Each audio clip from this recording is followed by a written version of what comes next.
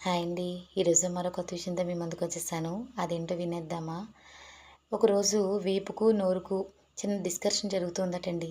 ఆ డిస్కషన్‌లో వీపు నోటితో ఇలా అందట. "నోరా నోరా నువ్వేదైనా మాట్లాడేటప్పుడు కొంచెం జాగ్రత్తగా మాట్లాడవా?" అని అడిగిందట. అప్పుడు నోరు "ఎందుకలా అంటున్నావు?" అని అడిగితే వీపు ఇలా సమాధానం ఇచ్చిందట. "నువ్వు మాట్లాడేసి బానే పక్కకు తప్పుకుంటున్నావు. తర్వాత నా వీపే సాపయిపోతుంది" అని చెప్పేసి ఏడ్చిందటండి. దీన్ని బట్టి మనం అర్థం చేసుకోవాల్సిన విషయం ఏంటంటే, తప్పు చేసింది ఒకరైతే శిక్ష అనుభవించేది మాత్రం మరి ఒకరు.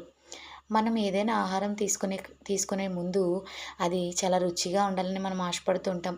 మనం తీసుకునే ఆహారం చాలా ఆరోగ్యంగా ఉండాలని చెప్పి మనం ఆశపడుతూ ఉంటాం. మన నోట్లోనికి వెళ్ళే దానికోసం మనం అంతగా ఆలోచిస్తాం గదా! మరి మన నోట్లోంచి బయటకొచ్చే మాటలు కూడా అంతే మృదువుగాను, అంతే మధురంగాను ఉండాలి కదండీ! మనం మాట్లాడే మాటల వల్ల ఎదుటివారు నొప్పించబడకూడదు. మనం మాట్లాడే మాట ఎదుటివారిని గాయపరిచేదిగా అస్సలు ఉండకూడదండి. ఎందుకంటే ఒక మాట మనిషిని బ్రతికిస్తుంది. అదే మాట మనిషిని చంపేస్తుంది కూడా. మరి మీరే ఆలోచించుకోండి.